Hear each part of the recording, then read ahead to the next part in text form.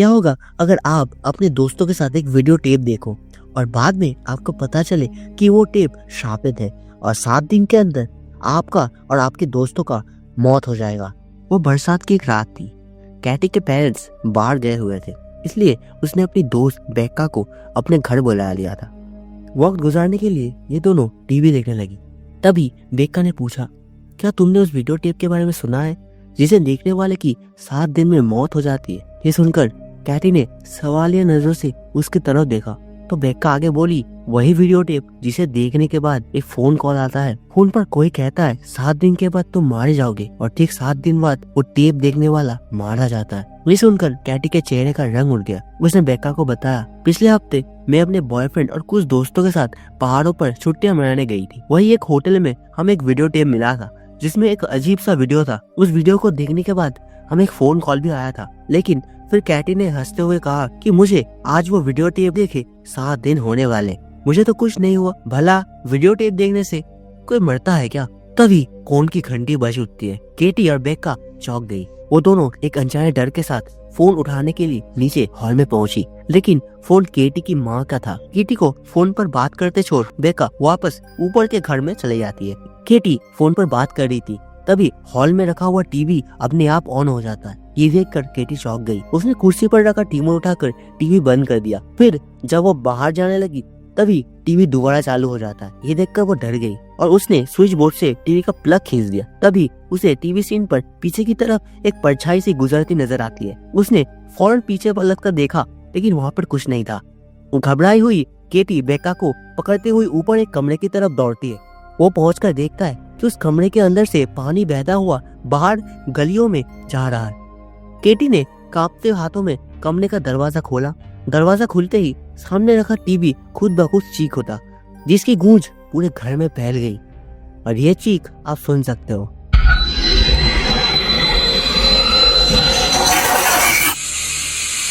केटी मर चुकी थी। केटी की वो खौफनाक मौत देखकर उसकी दोस्त बेक्का को इतना गहरा सदमा लगा कि वो पागल हो गई और उसे एक मेंटल हॉस्पिटल में भर्ती करना पड़ा। केटी की मौत उसके परिवार वालों और पुलिस के लिए एक राज बनकर रह गई थी। कुछ दिनों बाद केटी का फ्यूनरल रखा गया। केटी का अचानक मौत से उसके बाप सदमे में आ गया था। इस फ्यूनरल में केटी की मौसी रैचल भी अपने बेटे एडन के साथ शामिल हुई थी। रैचल एक जर्नलिस्ट थी। उसका अपने पति नोआ के साथ तलाक हो चुका था। वो अकेले ही एडन की परवरिश कर रही थी। रेचल केटी की माँ से मिली और उसे दिलासा देने लगी। तभी केटी की माँ मायूसी से रेचल को बताया, डॉक्टर्स बता रहे हैं कि केटी की मौत हार्ट अटैक से हुई है, लेकिन केटी की बॉडी हमें जिस हालत में मिली थी वो नॉर्मल डेथ तो कतई नहीं लग रही थी। उसकी आंखें पीली पड़ चुकी थी और बाहर निकली हुई थी। उसके चेहरे का रंग काला हो गया था और उसे मुंह के अंदर से खून जम गया था। लग रहा था जैसे उसने कुछ भयानक देखा हो, जिससे वो बुरी तरह डर गई हो और उसकी दिल की धड़कन रुक गई। केटी की माँ ने रेचल से आगे कहा, केटी तुम्हारी भी तो बेहद करीब थी। क्या तुम्हें नहीं लगा कि उसकी मौत का सच सामने आना चाहिए? तुम खुद एक जर्नलिस्ट हो, तुम उसकी मौत का इन्वेस्टिगेशन क्यों नहीं करती? इस पर रेचल ने केटी की माँ को भरोसा दिलाया कि वो इस बारे में जरूर इन्वेस्टिगेशन करेगी। केटी के फ्यूनरल में उससे कुछ दोस्त भी आए थे। वो गार्डन में खड़े केटी की मौत पर चर्चा कर रहे थे। इसी बीच रेचल भी उनके पास आ जाती है। रेचल ने उनसे पूछा, क्या केटी की मौत से पहले तुम लोगों से उसकी बात हुई थी? क्या कुछ अजीब सा नोटिस किया था तुम लोगों ने? इस पर केटी की दोस्त रैचल को बताती है, केटी अपनी मौत से 7 दिन पहले अपने बॉयफ्रेंड और 2 दोस्तों के साथ छुट्टियां बिताने शेल्टर माउंटेन इन नाम के होटल में गई थी। वही उन्होंने एक वीडियो टेप देखी थी और वीडियो टेप देखने के 7वें दिन केटी की मौत हो गई। हैरत की बात तो ये है, केटी जिस दिन मारी गई उसी दिन उसके बॉयफ्रेंड की भी ऊंचाई से गिरकर मौत हो गई और उसके बाकी दोनों दोस्त भी कार हादसे में मारे गए थे। ये सुनकर रैचल सोचने पर मजबूर हो गई, क्योंकि 4 दोस्तों का एक साथ वीडियो टेप देखना और उसके 7 दिन बाद सबका मारा जाना बिल्कुल एतवाक नहीं हो सकता। रैचल केटी के कमरे में जाता है सुराग की तलाश में। वो केटी के सामानों को देखने लगती है। वही उसे एक फोटो स्टूडियो के रिसीव में मिली। उस रिसीव को देखकर रैचल को पता चला कि केटी ने स्टूडियो में अपनी कुछ फोटोज प्रिंट कराने के लिए दिए हुई थी। अगले दिन रेचल वो रिसिप्ट लेकर फोटो स्टूडियो में पहुंच जाती है। वहाँ से उसने केटी के फोटोग्राफ्स कलेक्ट कर लिए। ये सभी उस वीकेंड ट्रिप के फोटोग्राफ्स थे, जहाँ केटी अपने बॉयफ्रेंड और 2 दोस्तों के साथ घूमने गई थी। एक फोटो में केटी का दोस्त होटल के केबिन में टीवी के पास बैठा वीडियो टेप चलाता दिख रहा था, लेकिन उसके अगले ही फोटो में रेचल को कुछ अजीब सा दिखा। उसमें बाकी सब तो बिल्कुल साफ नजर आ रहा था, लेकिन केवल केटी और उसके दोस्तों के चेहरे धुंधले हुए थे। ये वो फोटो था जो उन्होंने वीडियो टेप देखने के बाद खींचा था। रैचल समझ नहीं पा रही थी कि सारी अजीब घटनाएं वीडियो टेप पर ही आकर क्यों खत्म हो रही है। अब रैचल ने इन चारों दोस्तों की मौत को लेकर अखबारों में छपी खबरों की छानबीन शुरू कर दी। इन खबरों से उसे एक चौंका देने वाली बात पता चली। उन सभी दोस्तों की मौत रात 10 बजे हुई थी। 4 दोस्तों की मौत वो एक ही दिन एक ही समय पर। ये बात उसके गले से नीचे नहीं उतर रही थी। क्या वाकई उनकी मौत का वजह एक वीडियो टेप है? इसके जवाब के लिए रेचल को वो असली टेप हासिल करना बेहद जरूरी था। केटी और उसके दोस्तों ने होटल शेल्टर माउंटेन में वीडियो टेप देखा था, इसलिए उसे उम्मीद थी कि वो वीडियो टेप उसे वहीं मिलेगी। वो बगैर समय गुजारे उस होटल में पहुंच जाती है। वहाँ उसने रिसेप्शनिस्ट को केटी और उसके दोस्तों का फोटो दिखाता है और कहता है कि क्या आप इन लोगों को पहचानते हो? ये लोग पिछले हफ्ते आए थे इस होटल में रहने के लिए। रिसेप्शनिस्ट रेचल को बताती है ये लोग यहाँ केबिन नंबर 12 में रुके थे। ये लोग बार बार टीवी को लेकर शिकायत कर रहे थे। उनका डिस्कनेक्शन काम नहीं कर रहा था, इसलिए टाइम पास करने के लिए वो लोग वीडियो टेप लेकर आए थे। ये सुनकर रैचल ने पीछे रैक की तरफ देखा। वहाँ पे सारे वीडियो टेप रखे हुए थे। उन वीडियो टेप के बीच एक टेप कुछ अलग लग रहा था। उस पर कोई कवर नहीं था, कोई लेवल नहीं था।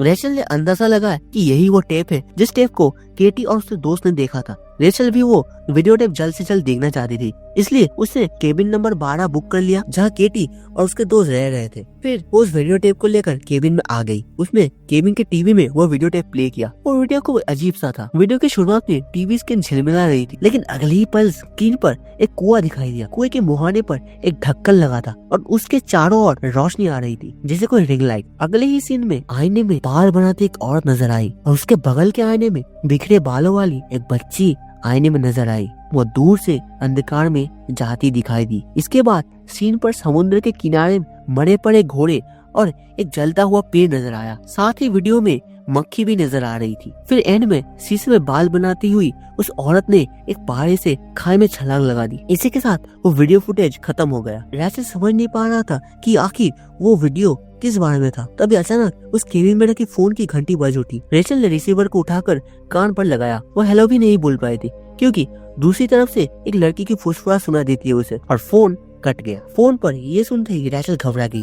वो उसी वक्त वहाँ से अपने घर के लिए निकल पड़ी। आते वक्त उसने वो वीडियो टेप भी अपने साथ रख लिया। अगले ही सुबह अपने एक्स हस्बैंड नोआ को अपने घर बुला लिया। नोआ एक वीडियो एनालिस्ट था। रैचल ने नोआ को उस वीडियो टेप और केटी और उसके चारों दोस्तों के साथ हुई सारी घटना बताई। इसके बाद रैचल ने नोआ से अपनी एक फोटो खींचने को कहा। नोआ ने कैमरा उठाकर जैसे ही रैचल का फोटो खींची, वो उसकी फोटो देखकर हैरान हो गया। फोटो में रैचल का चेहरा धुंधला था, ठीक वैसे ही जैसे वीडियो टेप देखने के बाद केटी और उसके 4 दोस्तों का चेहरा धुंधले थे। नोआ ने रैचल की कुछ और फोटो खींची, लेकिन सभी में उसका चेहरा धुंधला आया था। रैचल ने नोआ से कहा इस वीडियो टेप में जरूर कुछ गड़बड़ है। इसे देखने के बाद मुझे कॉल आया था और वीडियो टेप देखने के बाद ही हर फोटो में मेरा चेहरा धुंधला आ रहा है। मुझे डर है कि जैसे केटी और उसके दोस्त मारे गए थे वैसे ही 7 दिनों में मैं ही न मारा जाऊं। हालांकि नोआ को इस बात में यकीन नहीं हो रहा था कि एक वीडियो टेप देखने में कैसे किसी की मौत हो सकती है। नोआ ने रैचल से वो वीडियो टेप चलाने को कहा और वहीं बैठकर उसे पूरा देखा, पर नोआ को अब भी वो वीडियो टेप के मजाक ही लग रहा था। तभी वहाँ के फोन की घंटी बज उठती है। रेचल डर गई। उसने नोआ को फोन से दूर रखने को कहा। घंटी बजती रही और फोन अपने आप कट हो गया। रैचल को डरा हुआ देखकर नोआ ने कहा घबरा मत, तुम मुझे इस वीडियो टेप की एक कॉपी बना कर दो। मैं इस वीडियो टेप का एनालिसिस करके इसके बारे में और कुछ पता लगाने की कोशिश करता हूँ। अगले दिन वीडियो टेप की कॉपी लेकर रेचल नोआ के पास पहुंची। नोआ को वीडियो टेप का एनालिसिस करने के दौरान एक बेहद चौंकाने वाली बात पता चली है। नोआ ने रैचल को बताया हर वीडियो टेप में एक कंट्रोल ट्रैक होता है जिससे हमें पता चलता है कि वीडियो टेप को किस कैमरा से रिकॉर्ड किया गया है, लेकिन इस वीडियो टेप में कोई कंट्रोल ट्रैक नहीं है। इसका मतलब ये वीडियो कभी किसी कैमरे से रिकॉर्ड ही नहीं हुई थी और ये बात नामुमकिन है। इसके बाद ये वीडियो को स्लो करके उसे फ्रेम बाय फ्रेम देखने लगे। तभी उन्होंने आईने का सीन देखते हुए गौर किया कि वो आईना एकदम सीधा एंगल से रिकॉर्ड किया गया है। ऐसे में उस आईने में कैमरा का रिफ्लेक्शन नजर आना चाहिए था, लेकिन उसमें कोई कैमरा दिखाई नहीं दे रहा था, जो इस बात का सबूत था कि उस वीडियो को कभी किसी कैमरा से रिकॉर्ड ही नहीं किया गया था। तभी रैचल को अगले फ्रेम में कॉर्नर पर कुछ झिलमिलाता हुआ दिखता है। नोआ ने बताया कि वो अगला फ्रेम है जो तेजी से स्किप हो रहा है। रैचल और नोआ उस वीडियो को और स्लो करके उस फ्रेम को देखने की कोशिश करने लगे, लेकिन इस चक्कर में उनका वीडियो प्लेयर ही खराब हो जाता है। पर रैचल किसी भी तरह स्किप हो रहा वो फ्रेम को देखना चाहती थी। इसके लिए वो एक वीडियो सेंटर में पहुंच जाता है। वहाँ पे एक हाईटेक वीडियो प्लेयर था जिसमें किसी वीडियो को बहुत ज्यादा स्लो किया जाता है। रैचल तेजी से स्किप हो रहे उस फ्रेम को स्लो करके देखने की कोशिश करने लगी। कुछ कोशिशों के बाद वो फ्रेम सीन पर आ गई। रैचल ने देखा कि वो समुद्र के किनारे में बने एक लाइट हाउस की इमेज थी। रैचल ने फौरन उसकी एक प्रिंट निकाल ली। फिर रैचल ने जब वीडियो को थोड़ा आगे बढ़ाया तो उस वीडियो में एक मक्खी नजर आई। रैचल ने वीडियो को पॉज कर दिया। तभी उसे कुछ ऐसा दिखाई दिया जिसने उसके होश उड़ा दिए। वीडियो पॉज होने पर भी उस मक्खी के पंख फड़फड़ा रहे थे। रैचल ने अपना हाथ बढ़ाया तो पाया कि वो मक्खी तो टीवी के बाहर स्क्रीन पर बैठी थी। लग रहा था जैसे वो वीडियो से बाहर निकल रही हो। रैचल ने जब भी उस मक्खी को पकड़ा तब अचानक से उसके नाक से खून बहने लगी। वो घबरा कर लाइट हाउस का प्रिंट लेकर वहाँ से चली गई। इसके बाद वो लाइब्रेरी पहुंची और वहाँ पे वो अमेरिका के लाइट हाउस पर लिखी एक किताब ढूंढ निकाली। उस किताब में अमेरिका के सारे लाइट हाउसेस के इमेज और डिटेल्स थी। उन इमेज से वो अपने साथ लाए लाइट हाउस के प्रिंट को मैच करने लगी। किताब में मौजूद एक लाइट हाउस की इमेज रैचल के प्रिंट करी लाइट हाउस से मैच कर गई। उस लाइट हाउस के बारे में पढ़ने पर उसे पता चलता है कि वो लाइट हाउस मॉस्को आइलैंड में है। उसने इंटरनेट पर मॉस्को आइलैंड के बारे में सर्च किया तो उसे उस लाइट हाउस के आगे खड़ी कुछ औरतों की तस्वीर नजर आई। इनमें से एक औरत पर उसकी नजर ठहर गई। ये वही औरत थी जो उस वीडियो टेप में शीशे में बाल बनाती हुई नजर आई थी। रैचल ने उस औरत के बारे में और गहरी छानबीन की तो उसे पता चला कि उसका नाम एना मॉर्गन था। एना और उसके पति रिचार्ड नामी हॉर्स ब्रीडर थे। उनका घोड़ों का एक बड़ा फार्म था। उन्हें हॉर्स ब्रीडिंग के लिए अवार्ड भी मिल चुके थे। उनके घोड़े अक्सर हॉर्स जंपिंग चैंपियनशिप में फर्स्ट आते थे। लेकिन एक समय ना जाने क्या हुआ कि उनके घोड़े अचानक पागल होने लगे और समुद्र में कूदकर अपनी जान देने लगे। उस वक्त उनके लगभग 3 दर्जन घोड़ों ने सुसाइड कर लिया था। इससे कुछ ही समय बाद एना मॉर्गन का भी दिमागी संतुलन बिगड़ गया, जिसकी वजह से उसे एक डॉक्टर की सलाह पर 2 साल तक साइकियाट्रिक हॉस्पिटल में भर्ती कराना पड़ा। लेकिन एना की हालत में कुछ ज्यादा सुधार नहीं हुआ। आखिरकार एक दिन उसने अपनी घोड़ों की तरह समुद्र में कूदकर अपनी जान दे दी। तभी एक आश्चर्यजनक बात हुई। एना की सुसाइड करते ही उसके सभी घोड़े ठीक हो गए। रैचल ने सारे अखबार को पढ़ा लेकिन उसे कहीं से भी ये पता नहीं चल पा रहा था कि एना और उसके घोड़े पागल क्यों हो गए थे और एना का मरते ही वो लोग ठीक कैसे हो गए। उधर नोआ कुछ सामान खरीदने के लिए एक डिपार्टमेंटल स्टोर में आया था। वही नोआ की नजर स्टोर के कोने में लगी सीसीटीवी कैमरे की स्क्रीन पर पड़ी। उसने देखा कि उसमें उसका चेहरा धुंधला नजर आ रहा था, ठीक वैसे ही जैसे वीडियो टेप देखने के बाद रैचल, केटी और उसके दोस्तों के चेहरा धुंधले नजर आ रहे थे। नोआ घबरा गया और जल्दी से डिपार्टमेंटल स्टोर से निकल गया। उधर लाइब्रेरी में छानबीन करने के बाद रैचल डरकर अपने घर पहुंची। उसने देखा कि एडन के कमरे के दरवाजा हल्का से खुला हुआ था जिसमें से हल्की रोशनी आ रही थी। उसने जैसे ही दरवाजा खोला तो सामने की दृश्य देख के उसका हाथ पैर कांपने लगे। वहाँ कुर्सी पर सफेद कपड़े पहनकर कोई लड़की बैठी थी और उसकी कुर्सी के आसपास पानी फैला हुआ था। रैचल डरी सहमी उस लड़की की तरफ बढ़ने लगी। उसने देखा कि उस लड़की का चेहरा उसके घने बालों से ढका हुआ था। रैचल ने डरते हुए उस लड़की की तरफ हाथ बढ़ाया कि तभी अचानक उस लड़की ने झपाट कर रैचल की बाहों पकड़ ली। अगले ही पल रैचल चीखती हुई अपने बिस्तर पर उठ बैठी। दरअसल वो रैचल का एक बुरा सपना था, लेकिन उसे अपनी बाह पर अभी भी उस लड़की की पकड़ महसूस हो रही थी। उसने अपनी स्लीप ऊपर करके अपनी बाह पर नजर डाली तो वो चौंक गई। उस पर उस लड़की का हाथ का गहरा निशान छपा हुआ था।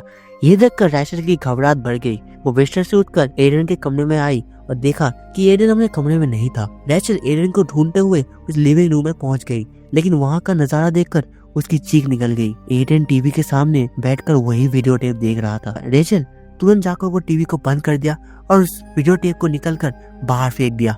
रैचल ने एडन को डांटते हुए कहा, तुमने ये वीडियो टेप क्यों देखा? इस पर एडन ने जवाब दिया, मुझे नींद नहीं आ रही थी इसलिए मैंने टीवी ऑन किया और ये टेप शुरू हो गया। इस पर रैचल रोते हुए खुद को कोसने लगी क्योंकि उसी ने भूल से प्लेयर में वो वीडियो टेप लगाकर छोड़ दिया। इतने में ही कमरे में रखे फोन की घंटी बज उठती है। रैचल ने फोन काट दिया पर घंटी फिर बज उठी। अब बुरी तरह से रैचल रिसीवर उठाकर पूरी ताकत से चिल्लाई कि मेरे बेटे से दूर रहो। लेकिन इस बार वो वीडियो टेप देखने के बाद आने वाला कॉल नहीं था, बल्कि नोआ का कॉल था जो रैचल से मिलने आ रहा था। अब नोआ को भी अपनी सारी फोटोज में अपना चेहरा धुंधला नजर आ रहा था, जिसे देख उसे यकीन हो चुका था कि वो वीडियो टेप शापित है। उसने फोन पर रैचल को अपने साथ हुई पूरी घटना बता दी। तभी रैचल ने रोते हुए उसे बताया कि हमारा बेटे एडन ने भी वो वीडियो टेप देख लिया है। ये सुन के नोआ भी बेचैन हो उठता है। अब मौत एडन के सर पर भी मंडर रही थी, इसलिए रैचल का जल्द से जल्द उस वीडियो टेप का राज से पर्दा उठाना जरूरी था। इसके लिए रैचल ने मॉस्को आइलैंड में मौजूद एना के हॉर्स फार्म पर जाने का फैसला कर लिया। अगले दिन मॉस्को आइलैंड जाने से पहले रैचल एडन को अपनी बहन के घर पर छोड़ने आई। उसी वक्त कार में बैठा एडन एक घर की ड्राइंग बना रहा था। एडन ने रैचल को बताया कि वो ये ड्राइंग रैचल के लिए बना रहा था। एडन ने ड्राइंग कंप्लीट करके रैचल को दे दी। इसके बाद रैचल एडन को अपनी बहन के पास छोड़कर नोआ के साथ सी पोर्ट के लिए निकल पड़ी। रास्ते में रैचल ने एना मॉर्गन पर किए अपने रिसर्च की सारी जानकारी नोआ को दी। जब तक मैं एना मॉर्गन के फार्म हाउस से वापस आऊँ तो वो साइकेट्रिक हॉस्पिटल में जाओ जहाँ एना की इलाज चल रही थी। वहाँ से तुम एना मॉर्गन का रिकॉर्ड हासिल करने की कोशिश करो। इसके बाद नोआ रैचल को मॉस्को आइलैंड जाने वाली शिप पर चढ़ाकर हॉस्पिटल की तरफ निकल गया। शिप पर सफर के दौरान रैचल ने एना मॉर्गन की फाइल को फिर से रिवीजन किया। तभी उसकी नजर एक न्यूज पर पड़ी जिसमें एना मॉर्गन का बीपी का जिक्र था। रैचल को ये जानकर आश्चर्य हुआ कि एना मॉर्गन की कोई बेटी नहीं थी। तभी रैचल को अपने सामने में दिखी उस भयानक लड़की का ख्याल आया। उसे शक हुआ कि कहीं वो लड़की एना की बेटी तो नहीं है। तभी रैचल की नजर उस शिप पर मौजूद एक कंटेनर पर गई। रैचल ने उस कंटेनर के पास जाकर देखा तो उसके अंदर एक घोड़ा बंधा हुआ था। रैचल को देखकर अचानक ही वो घोड़ा पागल सा हो गया और चेन तोड़कर कंटेनर से बाहर भाग निकला। लोगों ने उसे पकड़ने की कोशिश की लेकिन वो बेकाबू घोड़ा भागते हुए सीधा जाकर समुद्र में कूद गया। शिप उसके ऊपर से गुजर गया और उस घोड़े के खून से समुद्र का पानी लाल हो गया। इस खौफनाक अनुभव के बाद आखिर रैचल एना मॉर्गन के पते पर पहुंच गई। वहां उसकी मुलाकात एना के पति रिचर्ड मॉर्गन से हुई। रैचल ने रिचर्ड को बताया कि वो एक जर्नलिस्ट है और रिचर्ड की गुजरी जिंदगी पर एक स्टोरी लिखना चाहती है। बातों ही बातों में रैचल ने रिचर्ड से उसकी बेटी और उस वीडियो टेप के बारे में जानकारी लेने की कोशिश की, लेकिन उसे सुनकर रिचर्ड गुस्से में आ गया। उसने चिल्लाते हुए कहा, मेरी कोई बेटी नहीं है। इसके बाद रैचल के किसी भी सवाल का जवाब ना देकर रिचर्ड ने उसे बाहर का रास्ता दिखा दिया। रैचल रिचर्ड का घर से बाहर निकल आई। तभी उसने घर के एक्सटीरियर पर गौर किया। उस घर का एक्सटीरियर एडन की ड्राइंग में बने घर से हुबहू मेल खाता है। उसने बैग से वो ड्राइंग निकाली, वही घर था। इस घर के बाहर मौजूद झूला भी एडन ने अपनी ड्राइंग में बनाया था। साथ ही एडन की ड्राइंग में कुछ घोड़े और एक आदमी और एक औरत और एक बच्ची भी थी। उस बच्ची का चेहरा उसके बालों से ढका हुआ था, ठीक उसी भयानक बच्ची की तरह जो रैचल को अपने सामने में नजर आई थी। ये देख के रैचल एडन को तुरंत फोन करके पूछा कि ये जो ड्राइंग तुमने बनाई है, क्या तुमने ये सब पहले कहीं देखा है? इस बार एडन ने कहा, नहीं, मुझे ये सब वो छोटी लड़की दिखाती है, उसने मुझे ये ड्राइंग बनाने को कहा है। ये सुनकर रैचल समझ गई कि एडन उस सामने वाली लड़की की बात कर रहा है। रैचल ने पूछा, क्या उसने तुम्हें घोड़े भी दिखाया है? एडन बोला, वो कहती है उसे घोड़ों और अस्तबल से नफरत है क्योंकि घोड़े उसे सोने नहीं देते। इस बार से रैचल पूछा, तुम्हें पता है वो लड़की कहाँ रहती है? एडन ने जवाब दिया, उस लड़की ने उसे एक अंधेरी जगह दिखाई थी, वहाँ वो रहती है, लेकिन वो जगह कहाँ है ये मैं नहीं जानता। इसके बाद रैचल उसी आइलैंड पर रहने वाली एक लोकल डॉक्टर से मिली जिसने कुछ समय तक एना की दिमागी इलाज किया था। रैचल ने जब डॉक्टर से एना और उसकी बेटी के बारे में पूछा तो उस डॉक्टर का चेहरा भी एक पल के लिए खौफ से भर गया। कुछ पल खामोश रहने के बाद डॉक्टर ने रैचल को बताया, शोहरत और पैसा होने के बावजूद एना खुश नहीं थी क्योंकि वो कभी माँ बन नहीं सकती थी। इस वजह से वो अक्सर डिप्रेशन में रहती थी। फिर एक दिन रिचर्ड इस आइलैंड से कहीं बाहर चले गए। जब वो वापस आया तो उनका साथ एक छोटी बच्ची थी। उन्होंने उस बच्ची को गोद लिया था जिसका नाम था समारा। डॉक्टर ने आगे बताया, समारा के आने के बाद एना खुश रहने लगी थी, लेकिन उसकी ये खुशी ज्यादा दिनों तक नहीं टिकी। कुछ ही दिन बाद एना इलाज के लिए मेरे पास आई। वो एक दिमागी बीमारी से जूझ रही थी। उसने बताई कि उसे लूसिन सेंस होते हैं, उसे अपने आसपास भयानक दृश्य नजर आते हैं और ऐसा तभी होता है जब समारा उसके आसपास होती है। मैं अंधविश्वासी नहीं हूँ, पर उस वक्त एना के साथ जो हो रहा था उसे विज्ञान के नजरिए में समझना मुश्किल था। एना के दिमाग में भयानक दृश्य समारा ही डालती थी। मैंने समारा का भी इलाज किया था, उसने कोई फिजिकल डिसेबिलिटी नहीं थी। उसके आने से आइलैंड पर जैसे कोई श्राप लग गया। लोग दिन ब दिन बीमार होने लगे थे।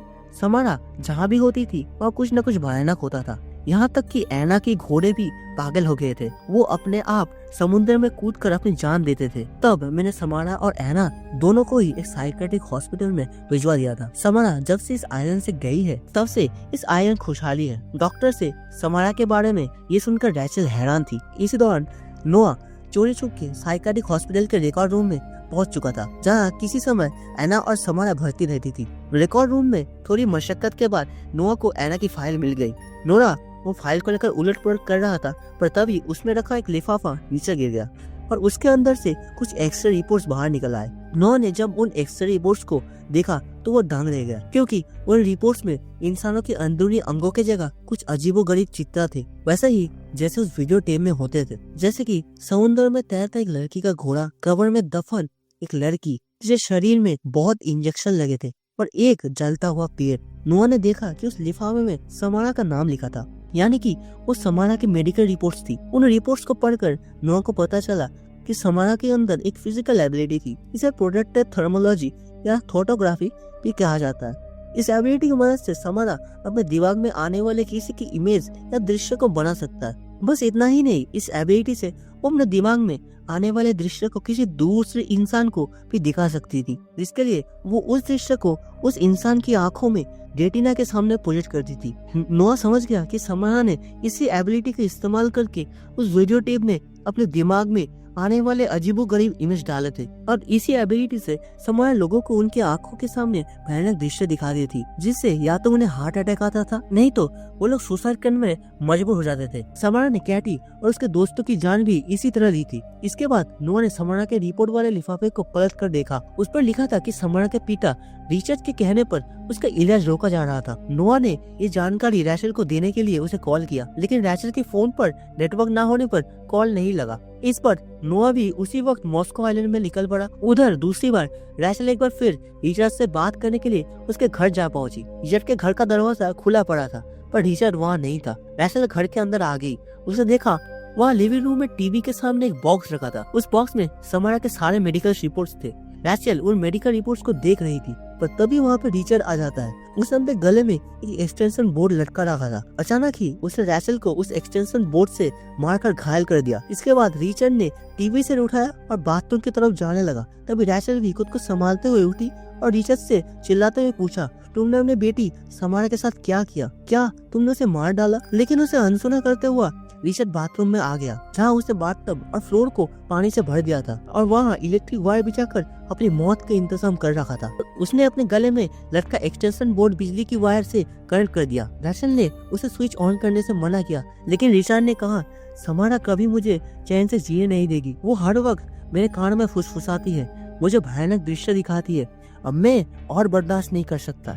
ये कहते हुए रिचर्ड ने बाथटब के अंदर जाकर बिजली का स्विच ऑन कर दिया, जिससे पानी में हाई वोल्टेज करंट दौड़ गई और एक झटके में उसकी मौत हो गई। ये देख के रैचल घबरा कर चीखने लगती है। तभी नोआ वहाँ पहुँच जाता है। उसने डरी हुई रैचल को शांत किया, लेकिन अब रिचर्ड के मौत के साथ रैचल समारा को ढूंढ पाने की उम्मीद को खो चुकी थी। लेकिन तभी उसके दिमाग में एक बात आई, जब एडेन ने उसे कहा था कि वो छोटी लड़की यानी समारा को घोड़ा का इस्तेमाल पसंद नहीं है, घोड़े उसे सुन नहीं देते। रैचल उसी वक्त नोआ के साथ ताला तोड़कर अस्तबल में घुस जाती है। अंदर पहुंचकर उन्होंने देखा कि वहाँ एक लंबी सीढ़ी लगी थी, जो ऊपर मौजूद एटिक से टिकी हुई थी। दोनों सीढ़ी चढ़कर एटिक में पहुंच जाते हैं। उस एटिक में मौजूद खिलौने और बच्चों के सामान को देखकर रैचल ने नोआ से कहा, शायद रिचर्ड अपने पत्नी एना की वजह से समारा को ही मानता था, इसलिए उसने समारा को यहाँ कैद करके रखा था। इतने में ही नोआ की नजर दीवार पर लगे वॉलपेपर पर पड़ती है। इसका थोड़ा सा हिस्सा जला हुआ था। उसने रैचल को भी वहाँ बुलाया। दोनों ने मिलकर उस वॉलपेपर को फाड़ दिया। उन्होंने देखा कि उस लड़की की दीवार पर एक पेड़ की आकृति उखाड़ी हुई थी। ये बिल्कुल वैसा ही पेड़ था जो वीडियो टेप में जलता हुआ दिखाया गया था। तभी रैचल को याद आया होटल शेंटन माउंटेन में वो देखा था, जहाँ पे रैचल को वो टेप मिला था और जहाँ से इस सब की शुरुआत हुई थी। रैचल को यकीन था कि इस होटल का समारा से कोई न कोई कनेक्शन जरूर है। रैचल और नोआ उसी वक्त कार लेकर शेल्टर माउंटेन में पहुंच जाते और कुछ ही देर बाद वो दोनों सीधे होटल के केबिन नंबर 12 में आ गए। और हाँ, आपको एक बार याद दिला लूं, आज रैचल को वो वीडियो टेप देखते हुए 7वां दिन था। शाम ढलने को आई थी। रैचल ने खिड़की से उस पेड़ को देखा। ढलते हुए लाल सूरज की रोशनी में लग रहा था कि वो पेड़ आग में जल रहा था, लेकिन उन्हें वहाँ कोई क्लू नजर नहीं आया। रैचल ने नोआ से कहा, आज से 1 हफ्ते पहले सूरज ढलने के ठीक बाद मैंने वो वीडियो टेप देखा था, यानी आज सूरज ढलने के बाद मैं मर जाऊंगी। रैचल को बचाने का नोआ को कोई रास्ता नजर नहीं आ रहा था। इस बात से फ्रस्ट्रेट होकर नोआ केबिन में रखे सामान को उठाकर फर्श में फेंकने लगा। इसी तोड़फोड़ में रैक पर रखा एक कांच से भरा कांच का जार भी टूट गया और उसमें से कंचे निकलकर कारपेट पर एक जगह पे इकट्ठा हो गए थे, जैसे वहाँ कोई गड्ढा हो। रैचल और नोआ ने उस जगह से कारपेट उठाकर देखा तो वहाँ लकड़ी का फर्श गीला था और पानी की वजह से सड़ गया था। पर पानी फर्श पर कहाँ से आ रहा था, ये जानने के लिए नोआ ने कुल्हाड़ी से फर्श को तोड़ दिया। उन्होंने देखा कि फर्श के नीचे एक कुआं है जिस पर एक ढक्कन लगा हुआ है। बिल्कुल वैसा ही कुआं उन्होंने वीडियो टेप में देखा था। उन दोनों ने मिलकर वो ढक्कन हटाया और टॉर्च से वो कुआं के अंदर देखा। वो कुआं बहुत ही गहरा था। तभी रैचल को ईडन की कोई बात याद आई जब उसने कहा था कि समारा एक अंधेरी जगह में रहती है। रैचल समझ गई कि वो अंधेरी जगह वो कुआं ही है। रैचल उस कुएं में उतरना चाहती थी, इसलिए वो एक पत्थर फेंक कर कुएं की गहराई अंदाजा लगा ली। लेकिन वो इस बात से बेखबर थी कि उसके ऊपर मौजूद फर्श के कीले अब अपने आप ही लकड़ी से बाहर निकल रही थी। इधर रैचल और नोआ कुएं के अंदर झांक ही रहे थे कि तभी कुएं से ढेर सारी मक्खियां बाहर निकली और उन पर झूमने लगी। इसी के साथ उधर फर्श के सारे कीले बाहर निकल आई और फर्श का एक हिस्सा नीचे गिर गया, जिससे वहाँ पर टीवी सड़क कर रैचल से टकराया और रैचल सीधा कुएं में जा गिरी। ये देख नोआ की जैसे सांसें ही अटक गई। वो चिल्ला चिल्ला कर रैचल को आवाज देने लगी। खुशकिस्मती से वो कुआं सूखा नहीं था, जिस वजह से रैचल की जान बच गई थी। रैचल पानी से बाहर आई और चिल्ला कर नोआ को बताई कि वो ठीक है। इस पर नोआ रैचल को बाहर निकलने का इंतजाम करने चला गया। इसी दौरान रैचल ने टॉर्च की रोशनी में कुएं की दीवारों को देखा। कुएं की दीवारों पर हर तरफ खरच के निशान थे, जैसे किसी ने अपने नाखून से कुएं की दीवार को खरची हो। तभी रैचल को दीवार पर किसी का टूटा हुआ नाखून मिलता है। रैचल उस नाखून को देख ही रही थी कि तभी कुएं का ढक्कन अपने आप ही बंद हो जाती है। रैचल घबरा गई। इतने में ही पानी में उसे कुछ महसूस होता है। उसने जब पानी में अपना हाथ डाला तो उसके हाथ में किसी का बाल आए थे। अगला ही पल अचानक पानी से एक हाथ बाहर निकला और उसके कलाई को दबोच लिया। इसी के साथ रैचल को अपने दिमाग में एक दृश्य नजर आया। उसने समारा को देखा जो उसे कुएं के पास खड़ी थी। ये गुजरे जमाने की वो घटना थी जब समारा और उसकी माँ एना साइकेट्रिक हॉस्पिटल से वापस घर लौट आई थी। उसके बाद एक दिन एना और रिचर्ड छुट्टियां बिताने होटल शेल्टर माउंटेन में आया था। उस वक्त उस कुएं के आसपास कोई केबिन नहीं बनाया गया था। एक सुबह समारा उस कुएं के पास खड़ी एक धुन गुनगुना रही थी। तभी एना समारा के पास आई। उसने समारा से कहा, मुझे माफ करना मेरे बच्ची, मैंने दुनिया में सबसे ज्यादा तुम्हें चाहती हूँ, लेकिन इसी में हम सबकी भलाई है। ये कहकर उसने समारा को कुएं में फेंक दिया और कुएं का ढक्कन बंद करके वहाँ से चली गई। उस वक्त भी कुएं में थोड़ा पानी था, जिसमें गिरने से समारा की भी जान बच गई थी। इसी के साथ रैचल होश में आ गई। नोआ ने जब समारा को कुएं में जिंदा दफन कर दिया था, तब समारा कितनी तरस रही होगी। वो भूख से बेहाल होकर कुएं की दीवारों को नोचने लगी होगी और आखिर में तड़प तड़प कर उसने दम तोड़ दिया होगा। समारा का दर्द महसूस करके रैचल की आंखें भर गई। तभी रैचल ने देखा कि उसकी कलाई पर समारा का जो हाथों का निशान था वो अपने आप ही मिट गया। अगला ही पल समारा की लाश पानी से ऊपर आ गई और देखते ही देखते कंकाल में बदल गई, जैसे उसकी आत्मा को आज मुक्ति मिली हो। इस दौरान उधर नोआ ने पुलिस को वहाँ बुला लिया था। उन्होंने रैचल को सही सलामत कुएं से बाहर निकाल लिया। रैचल ने नोआ और पुलिस को समारा की सारी कहानी बता दी, जिसके बाद पुलिस ने समारा की लाश को भी कुएं से बाहर निकाला। नोआ ने रैचल को बताया कि पुलिस पोस्टमार्टम के बाद अगले हफ्ते समारा की लाश को दफना देगी। इसके बाद रैचल ने नोआ से कहा, समारा बस ये चाहती थी कि उसकी कहानी हमें पता चले और उसके साथ इंसाफ हो। समारा को मुक्ति मिल चुकी है और हम सब सेफ है, सुरक्षित है। इस पर नोआ ने रैचल से पूछा, आखिर कुएं में गिरने के बाद समारा कितने दिनों तक जिंदा रही होगी? रैचल ने जवाब दिया, 7 दिन। ऐसे हालातों में कोई 7 दिन ही जिंदा रह सकता है। यही वजह थी कि समारा के श्राप से लोगों की 7 दिन में मौत हो जाती थी। फिर रैचल और नोआ वहाँ से चले आए। नोआ ने रैचल और एडन को उनके घर छोड़कर अपने घर लौट आया। उस वक्त एडन सो रहा था। अगली सुबह जब एडन नींद से जागा तो उसने रैचल से पूछा, वो लड़की का क्या हुआ? क्या वो अब भी अंधेरी जगह पर है? रैचल ने कहा, नहीं, अब सब ठीक है। हमने उसे कुएं से बाहर निकाल दिया है। अब उसे मुक्ति मिल गई है। ये सुनकर एडन घबराकर उठ बैठा। उसने रैचल से कहा, आपने ये क्या किया? क्या आप समझ नहीं पाई? वो अब तक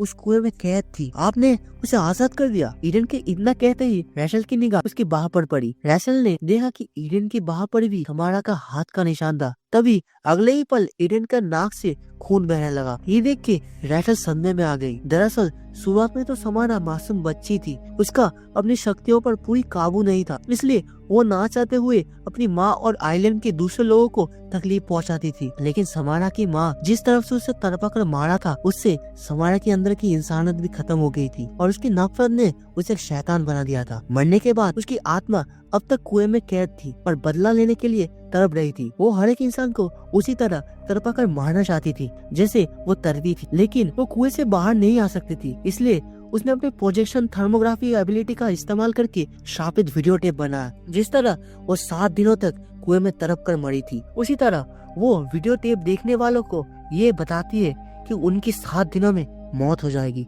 ताकि वो 7 दिनों तक मौत के खौफ में जिए। फिर 7 दिन बाद वो अपनी शक्ति से उन्हें कुछ ऐसा भयानक दिखाती थी जिससे या तो वो हार्ट अटैक से मर जाती थी या तो वो सुसाइड करने में मजबूर हो जाती थी। अब तक वो सिर्फ प्रोजेक्शन दिखाकर ही लोगों को मार रही थी, लेकिन अब रैचल ने अनजाने में समारा को कुएं से आजाद कर दिया था। अब ना जाने समारा क्या करने वाली है, ये सोचकर ही रैचल कांप गई। आज नोआ को भी वो वीडियो देखने के 7 दिन पूरे होने वाले थे, इसलिए रैचल ईडन को बेबी सीटर के हवाले छोड़कर अपनी कार लेकर फौरन नोआ के घर के लिए निकल गई। उधर नोआ अपने काम पर लगा था, तभी अचानक उधर नोआ के कमरे में टीवी अपने आप ऑन हो गया और उस पर एक वीडियो प्ले हो गया। वीडियो में एक कुएं नजर आ रहा था।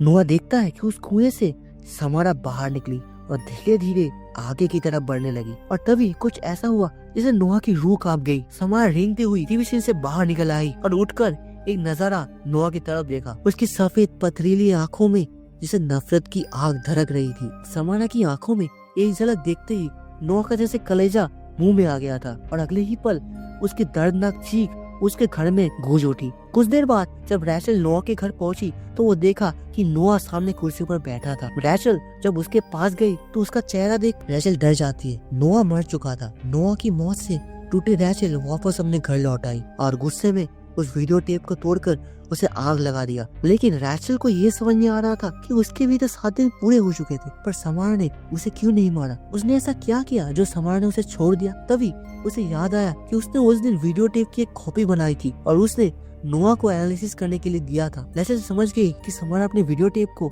हर एक इंसान तक पहुंचना चाहती है और उन्हें सताकर मारना चाहती है। इसलिए उस वीडियो टेप को देखने के बाद अगर कोई 7 दिन के अंदर उसकी एक कॉपी बनाकर दूसरों तक पहुंचाए तो समारा से छोड़ देती है। ये समझ आते ही समारा ने ईडन के हाथों से एक वीडियो टेप की कॉपी बना दी, जिसका मतलब था कि समारा का भी शैतानी प्रकोप पूरी दुनिया में फैलने वाला है और यहाँ पे ही खत्म हो जाता ये खतरनाक स्टोरी। और ऐसे ही समारा की कॉप से पूरी दुनिया ही एविल में टर्न हो जाएगी। सो दोस्तों, वीडियो पसंद आया तो एक लाइक करना और चैनल को जरूर सब्सक्राइब करना और वीडियो का कौन सी पार्ट सबसे डरावना लगी है कमेंट में जरूर बताना। और नेक्स्ट वीडियो बहुत जल्दी आने वाला है, इसलिए बेल आइकन को दबा के रखना। सो आज के लिए इतना ही, मिलते एक नया वीडियो में, तब तक के लिए बाय गाइस।